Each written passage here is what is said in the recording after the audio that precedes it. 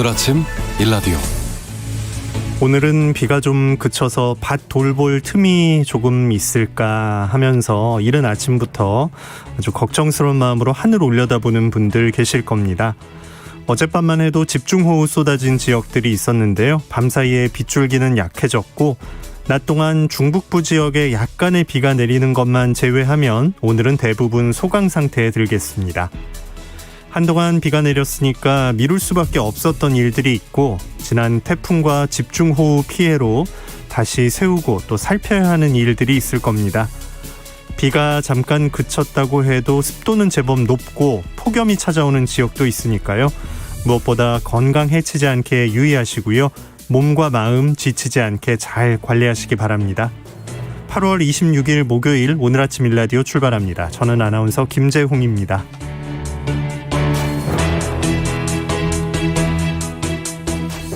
오늘 아침 일라디오 여러분과 함께 만들어갑니다. 유튜브에서 KBS 일라디오 공식 채널 검색해서 들어오시면 채팅창 마련돼 있고요. 생방송을 보고 들으면서 함께 하실 수 있습니다. 오늘 목요일 새농퀴 마지막 힌트 나가는 날이죠. 잘 들어보시고요. 정답 아시는 분들은 보내주시면 되는데요. 단문 50원, 장문 100원 드는 유료 문자 샵 9730으로 주시면 됩니다. 보내주신 분들 가운데 20분을 추첨해서 농촌진흥청에서 제공하는 웰빙 혼합 잡곡 세트, 모바일 커피 교환권 등의 다양한 선물 드립니다. 이번 주 새농퀴 마지막 힌트 지금 나갑니다.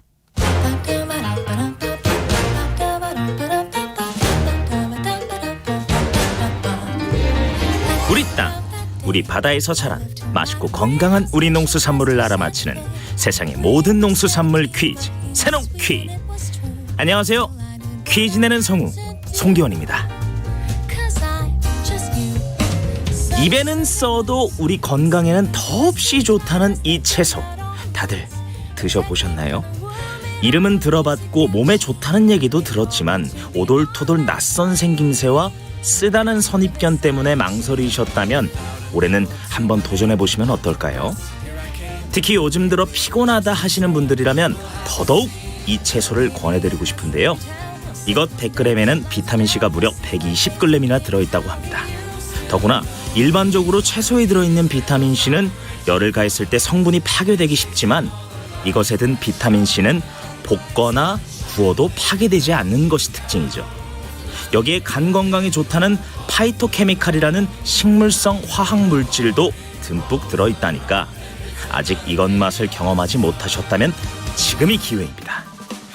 다른 채소와 볶아도 먹고 기름진 고기와 같이 구워도 먹고 즙으로도 마시고 말려서 차를 끓여 마셔도 좋은 우리의 이것 많이 드시고 건강도 챙겨보시기 바랍니다. 아직도 모르시는 분들을 위해 힌트를 드리자면 드라마에 나오는 남자 주인공을 남주라고 줄여 부르죠. 그럼 여자 주인공은 뭐라고 줄여 부를까요? 제가 힌트를 너무 많이 드렸습니다. 이제 여러분의 센스를 보여주세요. 정답 아시는 분들은 단문 50원, 장문 100원이 드는 유료 문자 샵 9730으로 보내주세요. 20분께 행운의 선물을 드리겠습니다.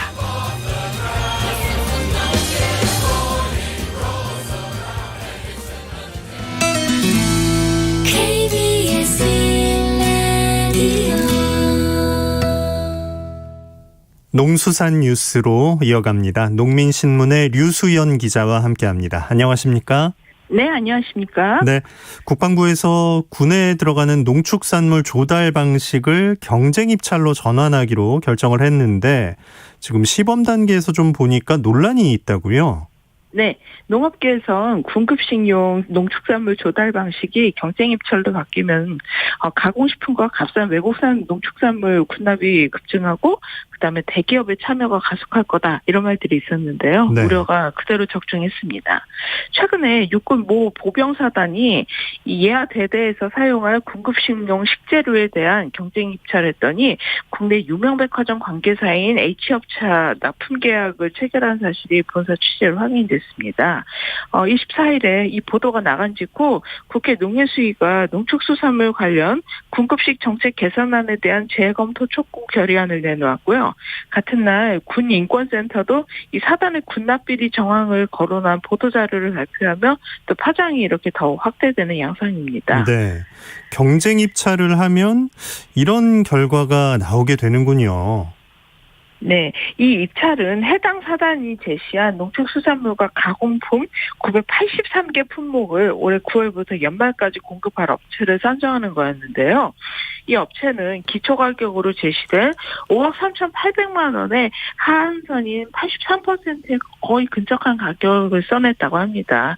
이런 점에서 헐값 입찰이 제기되는 대목이기도 합니다. 공급 대상 식자재 세분화역엔 고사리, 단호박, 당근, 도라지, 다진 마늘, 마늘종 같은 채소류가 중국산으로 아예 명시돼 있고요. 강낭콩, 땅콩 같은 일부 양곡류도 중국산으로 지정이 됐습니다. 축산물도 브라질산 닭고기, 캐나다, 미국, 스페인산 돼지고기, 호주산 쇠고기 등 외국산 비중이 상당한 것으로 알려졌습니다. 또 이 공고에 이 회사의 자체 상품인 냉동 돼지고기 간장 불고기, 연근조림 같은 제품명이 구체적으로 포함이 되어 있습니다.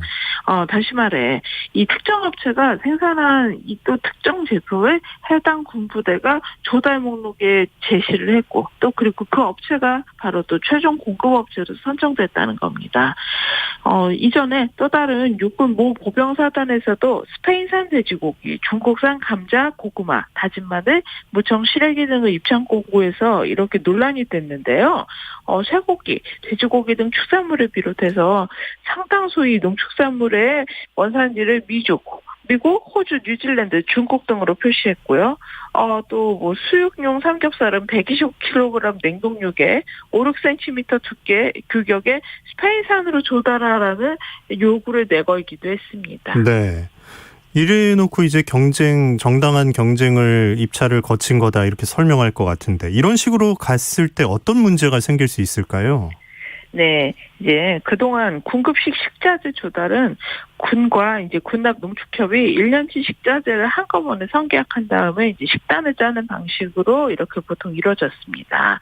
하지만 국방부가 최근에 이 부실급식 논란을 의식해서 아예 이제 사단급 부대별로 선식단 편성을 하고 후 조달하는 방식으로 개편을 하고 이렇게 문제가 불거지게 됐습니다.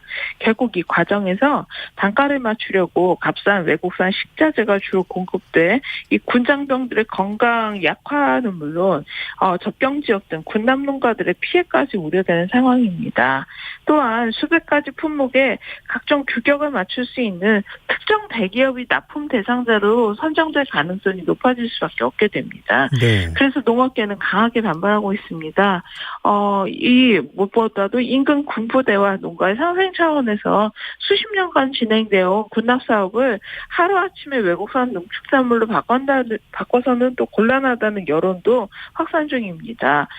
김광열 경기 포천농협조합장은 경쟁 입찰 방식으로 대기업이 군납 사업에 진출하면 지역 농가들은 물론 장병들이 받는 피해도 커질 거다. 이러면서 이제 군급식용 농축산물의 경우는 이 그냥 기존 수의 계약 방식으로 돌아가야 한다라고 강조를 하기도 합니다. 그리고 군인권센터도 군납비리 등의 의혹을 제기했고 경쟁 조달 시스템을 원점에서 재검토할 것을 촉구하고 나섰습니다. 네. 자, 매년 농업 예산이 제자리 걸음 수준이니까 증액에 대한 요구가 항상 있는데 이것과 별도로 좀 편성은 됐는데 쓰지 못한 불용 예산 문제가 있다 이런 얘기가 있습니다. 어떤 내용입니까? 네, 최근에 국회 사무처가 펴낸 이 농림축산식품부의 2020년도 회계연도 결산 검토 보고서에서 이런 문제를 조목조목 짚었습니다.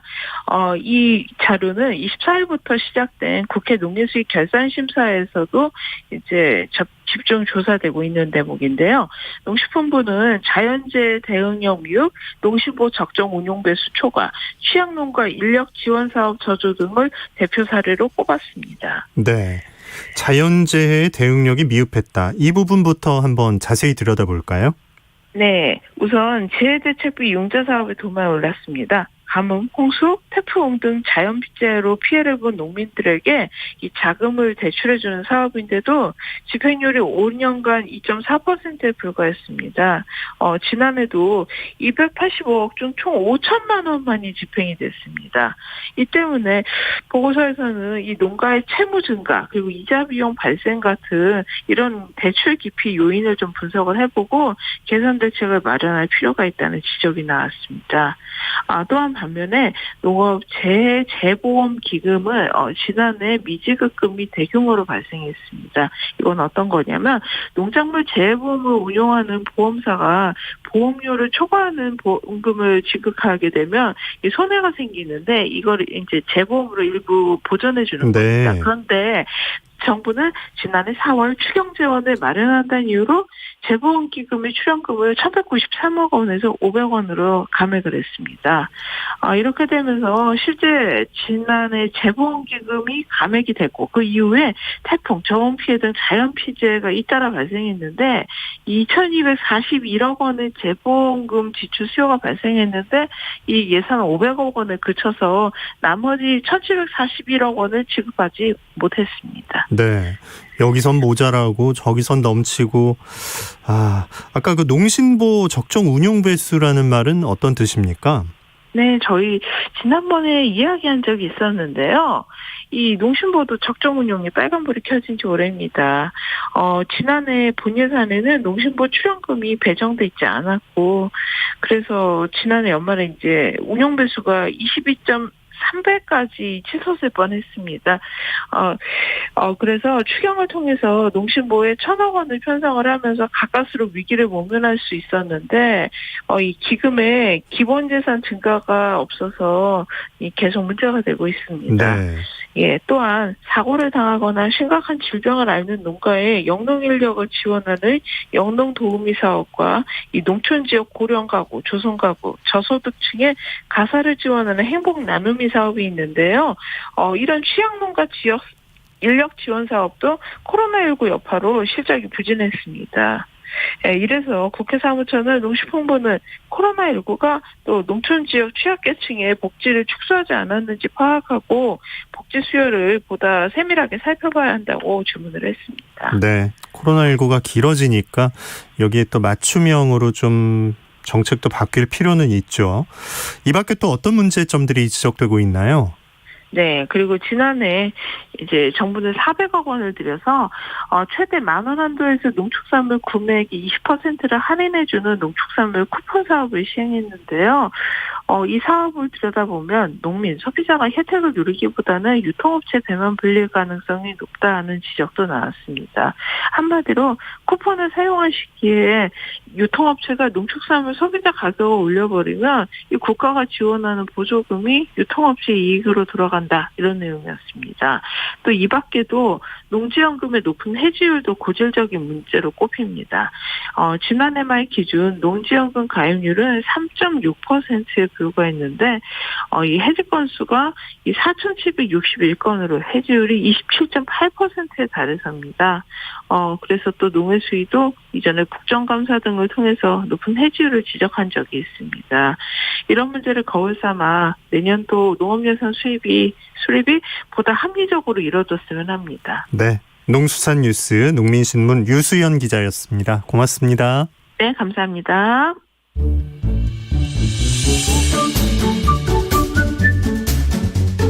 아침을 여는 기분 좋은 습관.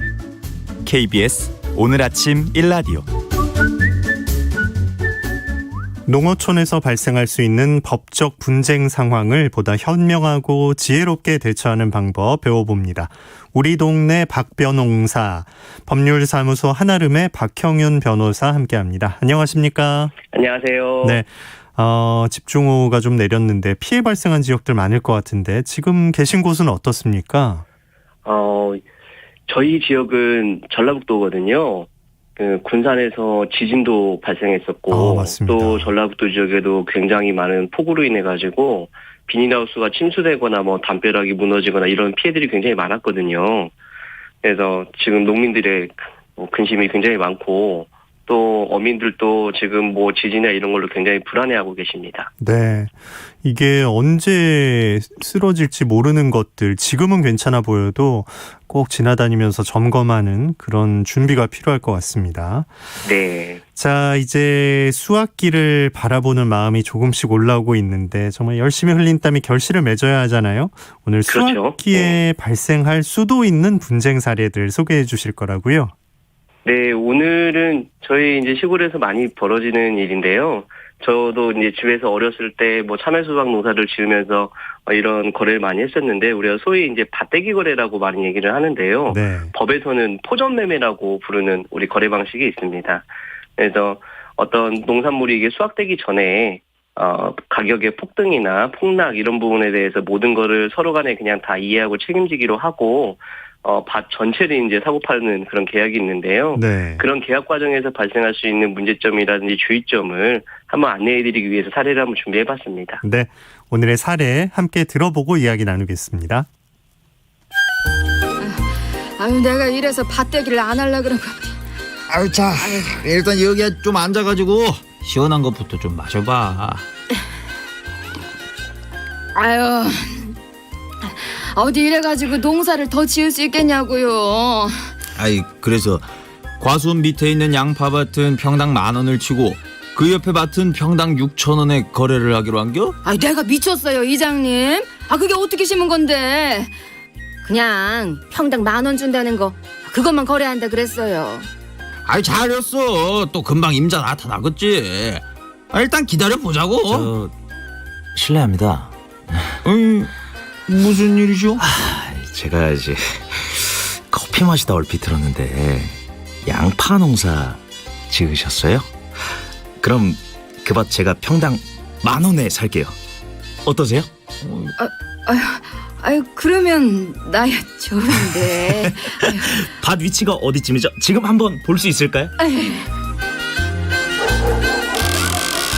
농부, 자네 집에 있는가? 아이고, 이장님, 어쩐 일이세요, 아침부터? 오늘 양파 수확하기로 했는가 보지? 예, 오늘은 먼저 계약했던 과선 외밭 그것만 수확하고, 아이, 그때 우리 편의점에서 같이 만난 그 사람 있잖아요. 거기서는 내일 거들어 온다네요. 응? 아니, 무슨 소리요? 지금 양쪽 밭을 다 거두고 있던데. 그것도 거의 다 거둬서 곧 출발하겠던데. 그럴 리가 없는데. 이장님, 같이 좀 가요. 가보더라고. 세상에, 이게 뭔 일이래? 뒤에 계약한 사람은 내일 오겠다는데. 그럼 내 양파는 누가 다 가져간 거냐고요? 저 위에 밭 오늘 걷어가기로 한 사람. 그 사람 아니야 혹시? 거기 빨리 전화해봐 얼른. 여보세요? 나 양파 농사 짓는 농부인데요. 혹시 저기. 아유, 저기 안 그래도 지금 전화하려고 하려던 참이었어요. 에? 아니, 작황이 대체 왜 이럽니까? 밭대기로 사기로 했던 거 확 취소하고 싶었는데 내가 또 그거는 도리가 아닌 것 같고, 그래서 일단 다 걷어는 왔어요. 근데 원래 한쪽은 10,000원, 한쪽은 6,000원 하기로 했던 거, 그거 단가 조절 좀 합시다. 에? 양쪽 다 2,000원씩 깎아. 잠깐만. 그러니까 지금 아래쪽 밭도 그쪽이 수확기 같다는 겁니까? 누구 맘대로요? 참 뭔 소리입니까 지금? 에? 나랑 한쪽은 10,000원, 그 아래는 평당 6,000원에 거래하기로 했잖아요. 뭔 소리예요 지금? 그걸 내가 언제 판다 그랬어요? 나는 평당 10,000원 쳐주는 쪽만 판다는 거였는데. 당신 지금 어디야? 내 양파 당장 가지고 와요, 당장. 지금 당장 돌아와서 원래대로 돌려놓으라고. 지금 이 농부의 입장이면 진짜 손이 벌벌 떨릴 것 같아요. 예. 그렇죠. 네. 평당 10,000원, 6,000원 거래인데 이제 6,000원 쪽을 이제 10,000원에 누가 사겠다고 마침 나타나서 네. 얘기를 해놨는데, 아니 수확을 이렇게 그냥 해가는 경우가 있습니까? 사실 그 상인하고 이제 농부 간의 얘기가 어떻게 돼 있느냐가 중요한데요. 네. 이런 부분들을 이제 구두로만 얘기하다 보니까 또 순간순간 연락이 잘 안 되면 상인 입장에서는 빨리 수확해서 가야 되거든요. 왜냐하면 그걸 이제 수확할 수 있는 인부, 그다음에 운반할 수 있는 차량 이게 준비되어 있는 상태이기 때문에 연락이 안 돼서 이렇게 해가는 경우도 뭐 종종 있습니다. 상인 입장도 뭐 이해 못할 바는 아닌데, 아니 그래도 네. 내가 계속 길러왔던 건데 어느 날 가봤더니 이제 싹 걷어갔다. 이거 참 마음이 안 좋을 것 같은데요. 네. 이 포전 거래가 이런 거군요. 처음에 어떤 식으로 계약을 하길래 이런 일들이 벌어지는 겁니까?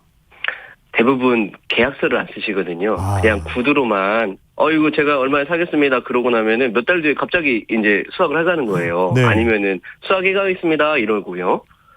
그러다 보니까는 서로 간에 어떤 기준이 없다 보니까 본인이 그냥 생각하고 있던 대로만 행동을 하시거든요.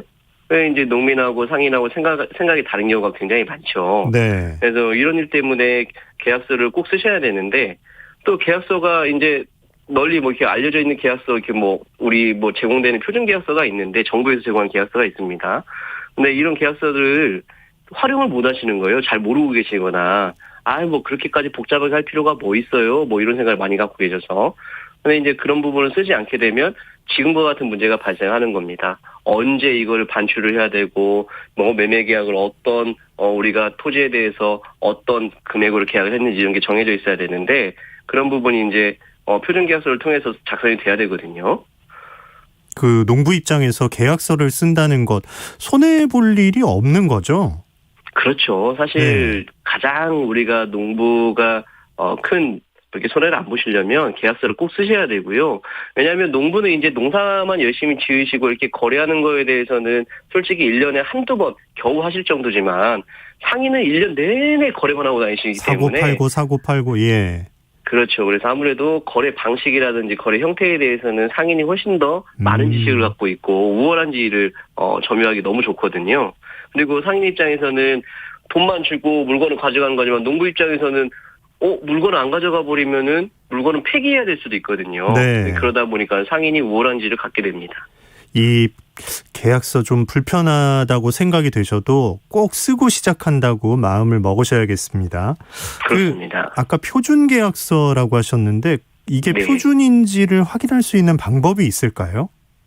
우리가 그 표준 계약서 같은 경우에는 농림축산식품부 장관께서 이제 우리한테 어떻게 보면은 그 만들어가지고 제공되는 양식이 있거든요. 네. 그 양식을 보게 되면 맨 위에 보통 별지라는 표시가 돼 있고요. 밑에 보게 되면은 또 우리가 그 정보를 제공하는 거기 때문에 그 뭐 내용이 뭐 양식에 관련된 내용이 표시가 좀 돼 있습니다. 그래서 그걸 보시면 되는 거고요. 그리고 무엇보다도 우리 농협이나 이런 곳에서 이 표준 계약서들을 제공을 해주고 있거든요. 그래서 그런 계약서들을 조금 참고하시면 좋을 것 같습니다. 네. 그래서 상인이 먼저 제공하는 계약서를 갖고 있기보다는 농민들도 그 계약서를 미리 준비해 놓은 상태에서 그 계약서 내용을 서로 간에 확인하면서 작성을 하시는 게 중요할 것 같고요. 우리 아까 방금 전에 양파와 관련된 그 우리가 거래였었는데 특히 이런 양파 또 양배추 이 두 농산물에 대해서는요 표준 계약서를 쓰지 않으면 과태료 부과가 또 되거든요. 매도인인 농부는 100만 원 이하의 과태료, 매수인인 상인은 500만 원 이하의 과태료가 부과되게 돼 있거든요. 그래서 그 양파하고 양배추에 대해서는 필수적으로 표준 계약서를 작성을 해야 됩니다. 알겠습니다. 네. 자, 이게 처음에 이제 이거를 내가 얼마에 사겠다 얘기할 때 미리 좀 돈을 냅니까? 어떤가요? 우리가 포전 매매, 그러니까 밭대기 거래 같은 경우에는요, 보통 계약금과 잔금으로 일단 지정이 돼 있고요. 네. 계약금이 보통 한 반 정도를 주시고, 그다음에 물건이 이제 우리가 농산물이 거의 성장이 다 수확 시기에 이를 만큼 됐을 때 잔금을 미리 줍니다. 네, 보통이요. 그리고 이제 조금 이제 농민하고 상인하고 협의하는 과정에서 그 물건을 가져가면서 잔금을 주겠다고 하는 경우도 있는데 대부분은 수확을 하기 전에 다 대금을 지급하기 때문에 농민들 입장에서는 안전하게 거래를 할 수가 있습니다. 네. 이게 서로 믿음이 있으니까 계약이 성립되는 건데 네. 이 과정 이걸 또 피해서 뭐 어떻게 여러 가지 또 일들이 발생은 하겠네요. 많이 발생하죠. 어떤 사례들이 있을까요? 일단은 우리가 가격이 수확 시점에 폭락하거나 폭등하는 경우들이 있거든요. 네. 폭락하게 되면은 상인 입장에서는 손해가 미치고 또 폭등하게 되면 농민 입장에서는 내가 너무 싸게 판 게 아닌가. 네. 예, 근데 이 포전 매매라는 건 그런 것들을 고려하지 않고 그냥 거래하는 시점에 대략 작년 가격 정도에서 뭐 기준을 잡아가지고 그냥 하는 거기 때문에 그 폭락이나 폭등으로 인한 법률 분쟁을 미리 사전에 그걸로 인해서 대금 감액이나 대금 인상을 할 수 없도록 가격을 정하기 때문에 그런 부분들로 인한 분쟁을 조금 상쇄시킬 수 있는 부분이 있기는 한데 막상 말로만 해놓으니까는 나중에 가서 이제 서로 서운하거든요. 네. 그래서 그런 경우가 문제가 될 수 있고 또 의외로 뭐 병충해라든지 이것 때문에 작황이 안 좋거나 또 생각보다 농사가 너무나 잘 돼가지고 작황이 좋은 경우들이 또 있어요. 그러다 보면 또 서로 간에 이제 수익이 또 이해관계 맞지 않을 수가 있었고 또 그런 문제가 발생할 수가 있고요. 가장 큰 문제는 이제 수확량이 예상보다 좀 적게 나왔을 때 상인이 물건을 회수해가지 않거나 대금을 막 감액해버리고 너무나 가격이 폭락해버리면 아예 대금을 주지 않는 경우들이 발생해서 네. 농민들이 피해보는 경우가 상당히 있거든요. 그런 부분들이 상당히 문제고요.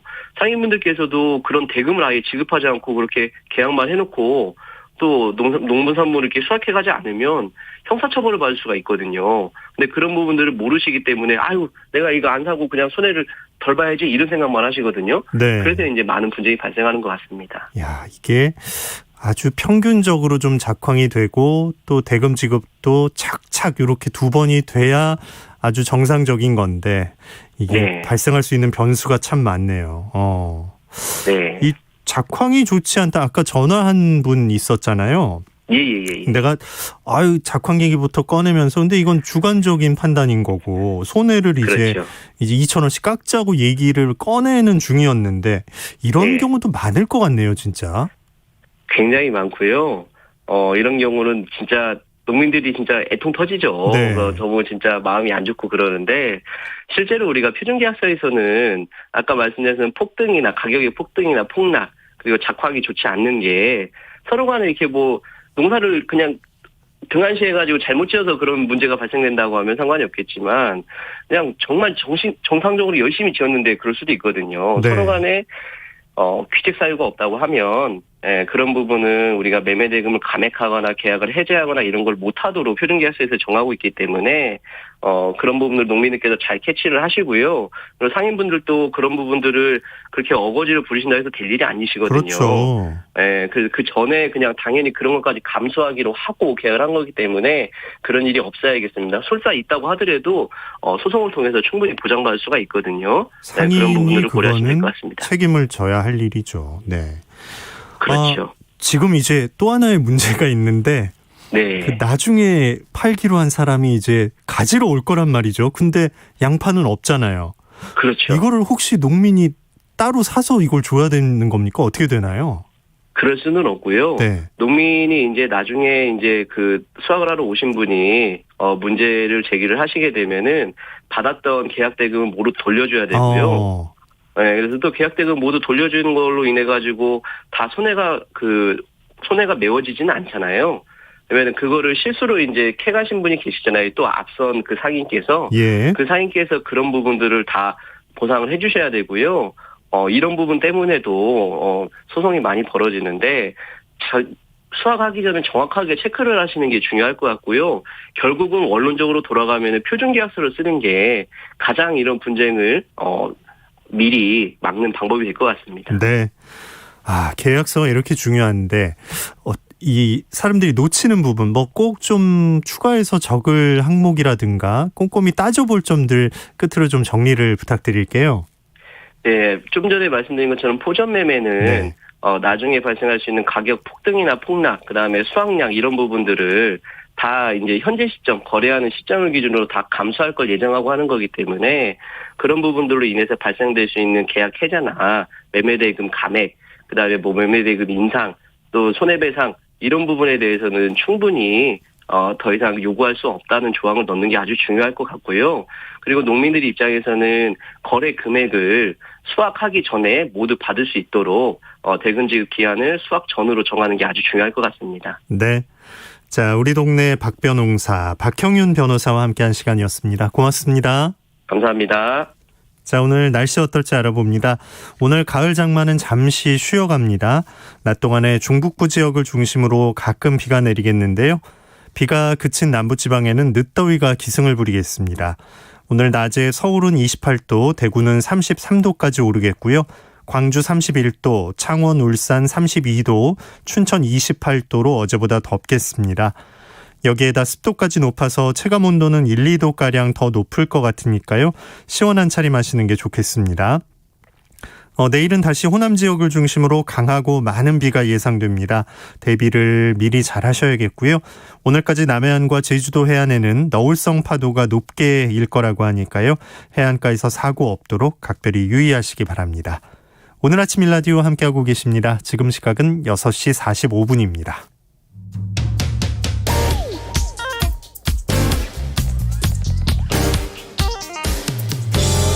오늘 아침 뉴스 브리핑 정상근 기자와 함께합니다. 안녕하십니까? 네, 안녕하십니까? 네, 코로나19 상황 어떤지 먼저 알아볼까요?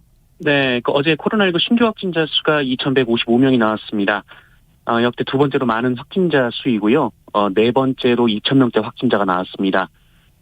그리고 하루 사망자가 9명이 나와서 누적 사망자는 2,237명이 됐고요. 그 위중증 환자도 많이 늘어서 역대 최고 수치를 계속 갱신을 하고 있습니다. 오늘은 1,800명대에서 1,900명대 확진자가 예상이 되고 있습니다. 현재 국내 확진자 10명 중 9명이 델타 변이로 확인되고 있는데요. 이 정부는 연구 결과 이 델타 변이가 기존 바이러스에 비해서 발병 초기 최대 300배 이상 많은 바이러스를 배출한다라고 전하기도 했습니다. 한편 오늘부터 이 40대 이하 국민들에 대한 백신 접종이 시작이 됩니다. 이 정부는 모더나 백신 수급 상황이 개선됨에 따라 추석 이후 백신 접종을 예약한 국민들은 추석 이전으로 날짜를 변경할 수 있다고 밝혔습니다. 네. 자, 우리 군 장병들이 마스크를 먼저 좀 벗게 될 수 있을 것 같다고요? 네, SBS는 다음 주부터 그 일부 부대를 시작으로 장병들이 순차적으로 마스크를 벗게 될 것이다라고 보도했습니다. 훈련 때는 물론 실내에서도 마스크를 쓰지 않고 부대 회식도 인원 제한을 없앨 예정이라고 합니다. 이 국내에서는 이 백신 접종 완료자가 거의 대부분이기 때문인데요. 이 지난 6일을 기준으로 우리 군 장병 55만 명 중 94%에 해당하는 52만 명이 백신 2차 접종까지 마쳤습니다. 때문에 항체 형성 기간인 2주가 지난 20일부터 접종자들은 사실상 집단 면역 단계에 더 접어들었다고 군은 판단을 하고 있습니다. 때문에 많게는 하루 수십 명씩 쏟아지던 신규 확진자 숫자도 현재 거의 나오지 않고 있습니다. 이에 따라 국방부와 질병관리청이 협의해서 장병 생활을 이 코로나 이전으로 정상화한 뒤 그 경과를 살피는 집단 면역 정책 실험을 진행하기로 했다고 하는데요. 다만 휴가 복귀 후 격리 그리고 외부인 출입 최소화 조치는 유지할 것으로 알려졌습니다. 네.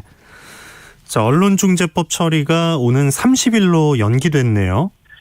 네, 어제 오후 예정됐던 국회 본회의가 전격 연기가 됐습니다. 이 박병석 국회의장이 본회의를 연기하기로 한 건데요. 이유는 국회법 때문입니다. 국회법 93조를 보면 법사위 통과 뒤 이 본회의 상정까지 하루 여유를 두게 되어 있는데요.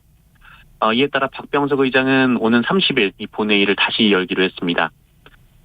이에 국민의힘은 여전히 무제한 토론, 이 필리버스터를 검토하고 있고요. 반면에 민주당은 전원위원회 소집을 주장했습니다. 이 전원위원회는 국회의원 전원이 참석을 해서 안건을 심사하는 제도인데 이 전원위가 소집된 것은 지난 2004년 이라크 파병안이 마지막이었습니다. 이 국민의힘에서는 민주당이 상임위와 법사위까지 법안을 단독으로 처리해놓고 마지막 명분을 쌓으려는 의도로 보고 이에 반대하고 있습니다. 네. 자, 아프가니스탄 지금 탈출 행렬이 이어지는데 390명 정도를 우리 정부가 데려오네요. 네, 이 정부는 어제 아프가니스탄인들 중 우리 정부와 기업에 협조한 직원과 그 가족 391명을 우리 군 수송기를 통해서 국내로 이송한다라고 밝혔습니다. 난민이 아니라 특별 공로자 자격이고요. 우리와 함께 일한 동료들이 처한 심각한 상황에 대한 도의적 책임, 그리고 국제사회 일원으로서의 책임, 또 유사한 입장에 처한 아프간인들을 다른 나라도 대거 이송한다는 점 등을 감안했다고 밝혔습니다. 탈레반은 우리뿐 아니라 이 서방 세계에 협력한 아프간인들을 부역자로 부르면서 위협을 하고 있고 또 해외 도피를 막기도 했습니다. 다행히 그 발표가 이뤄지기 직전에 우리 정부가 상당수의 협력자들을 공항으로 시켰는데요. 이렇게 탈출한 분들 중에 5세 미만 영유아가 100여 명에 이른다라고 합니다. 이들은 오늘 오전과 오후 두 차례에 나눠서 인천공항으로 입국할 예정이고요. 이 충북 진천의 정부시설에 가족 단위로 수용이 됩니다. 코로나19 검사도 물론 받고요. 또 일단 이 최장 90일 체류 가능한 단기 비자로 입국을 했다가 장기 비자로 일괄 교체될 것으로 보입니다. 네. 자, 일본이 후쿠시마 오염수 방류 계획을 내놨어요. 네, 일본이 기어이 후쿠시마 원전 오염수를 방류할 모양입니다. 일본 도쿄전력은 후쿠시마 원전으로부터 1km 떨어진 바다에 오염수를 흘려보내겠다라고 공식 발표했습니다. 해저 터널을 뚫어서 버리는 방식이라고 하는데요. 이 오염수를 바다로 흘려보내겠다고 발표한 지 4개월여 만에 구체적인 방법까지 나온 겁니다. 이 문제는 그 일본 정부의 말대로 실제로 정화 작업이 이루어지다 한더라도 그 오염수에는 이 방사성 물질인 삼중수소가 그대로 남아 있다라는 겁니다. 우리 정부는 즉각 일본에 유감을 표하고 오염수 방류를 멈추라고 요구했습니다. 또 우리나라뿐만 아니라 중국 등 이 주변 국가들의 반발도 이어질 것으로 보입니다. 네. 자, 콜롬비아 대통령과 우리 대통령의 정상회담이 있었네요. 네, 문재인 대통령과 이반 두케 콜롬비아 대통령이 어제 청와대에서 만나서 정상회담을 가졌습니다. 양국은 70년 전 이 콜롬비아의 6.25 전쟁 참전에서 시작된 인연을 이 미래 번영으로 이어간다는 데 뜻을 같이 했습니다. 문재인 대통령은 중남미 국가 중 콜롬비아가 유일하게 6.25 전쟁에 참전한 점을 거론하면서 한국의 자유와 평화를 위해 함께 피 흘린 이 콜롬비아 청년들을 항상 기억한다라고 밝혔습니다. 이에 두케 대통령은 한국이 이 퇴역한 무상 양도 및 기술 전수 등을 통해 안보 분야에서 협력해준 데 대해 감사 인사를 전하면서 양국 간 통상 증진 및 첨단 기술 분야 훈련 협력을 기대했습니다. 한편 이 정상회담에 앞서서 두 정상은 그 양국의 최고 등급 훈장을 주고받기도 했습니다. 네. 자, 자녀를 둔 부모들 그 게임에 대한 생각들 다들 조금씩 차이는 있으실 것 같은데 우리나라에 있던 그 게임 셧다운제 논란 끝에 폐지가 되게 됐어요? 네, 이 청소년의 심야 게임을 금지하는 강제적 셧다운제가 10년 만에 폐지됩니다. 이 문화체육관광부와 여성가족부는 어제 이 청소년의 자기결정권과 가정 내 교육권을 존중한다며 이 같은 방침을 밝혔습니다. 현재 게임 제공 시간 제한 제도는 만 16세 미만을 대상으로 하고 있고요. 여가부의 셧다운제 그리고 문체부의 게임 시간 선택제가 함께 운영되고 있습니다. 셧다운제는 자정부터 새벽 6시까지 게임을 할 수 없어서 신데렐라 법으로 불리기도 했고요. 네. 그리고 게임 시간 선택제는 이 본인과 법정 대리인이 요청을 하면 그 원하는 시간대로 게임 이용 시간을 조절하는 제도입니다. 그리고 이 중에 셧다운제가 폐지됨에 따라서 앞으로는 이 게임 시간 선택제만 운영이 됩니다. 여기에 게임 시간 선택제의 편의성을 강화하기 위해서 현재는 게임별로 신청하는 이 시간 선택을 이 게임 문화재단이 일괄적으로 신청 대행하는 것으로 바꾸기로 했습니다. 네. 자, 지난해 출생아 수를 보니까 사상 처음으로 20만 명대로 내려왔다고요? 네, 이 지난해 출생아 수가 27만 2,300여 명이 나오면서 이 사상 처음으로 20만 명대까지 내려앉았습니다. 30만 명의 턱걸이했던 작년보다 3만 300명 정도 감소했는데요. 2001년 출생아가 55만 9,900여 명이었으니까 20여 년 만에 절반 수준으로 내려온 겁니다. 그리고 2017년 이 처음 30만 명대로 내려왔는데 불과 3년 만인 지난해 20만 명대까지 내려왔습니다. 그리고 여성 한 명이 평생 낳을 것으로 예상되는 이 평균 출생아 수인 이 합계 출생률은 통계 작성 이래 최저치인 0.84명이 나왔습니다. 지난 2018년에는 0.98, 2019년에는 0.92명이었는데 3년 연속으로 1명 미만을 기록했습니다. 참고로 OECD 38개 회원국 가운데 합계 출생률이 1명 미만인 나라는 우리나라밖에 없습니다. 그리고 합계 출생률이 가장 낮은 곳은 서울이고요. 0.64명으로 나왔습니다. 네. 자, 패럴림픽 얘기를 좀 해보죠. 수영의 조기성 선수 아주 새 도전을 성공적으로 마쳤다고요? 네, 5년 전 그 리우 패럴림픽에서 자유형 50m, 100m, 200m에서 한국 패럴림픽 사상 첫 수영 3관왕을 달성한 조기성 선수가 이번 도쿄 패럴림픽에서는 평영에도 도전을 했습니다. 그리고 어제 생애 첫 그 평영 경기에 출전을 했는데 전체 12명 선수 중 당당히 6위에 올라갔습니다.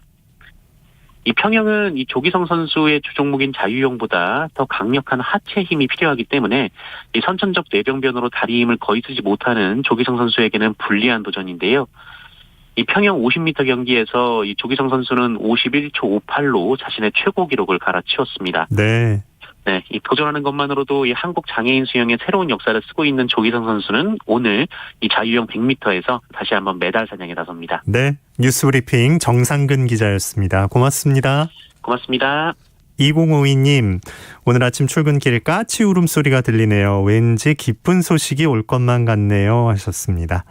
7922님, 새벽에 경비 일하면서 라디오 듣습니다. 광주는 비가 잠깐 멈추는가 싶더니 덥네요 하셨고요. 0815님, 날이 흐리니까 하우스 안이 더욱 침침합니다. 계속되는 흐린 날씨에 작물이 잘 자라지 못하는데 그래도 오늘 하루 좋은 출발하시기 바랍니다. 이렇게 인사 전해주셨습니다.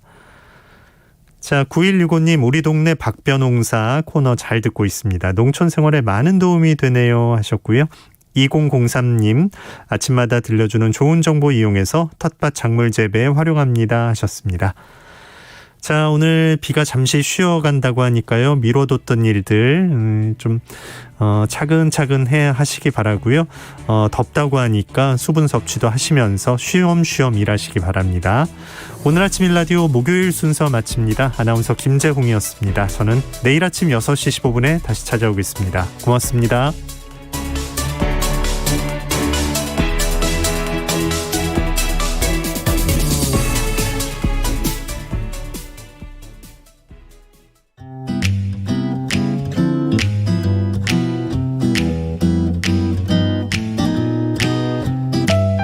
안녕하세요.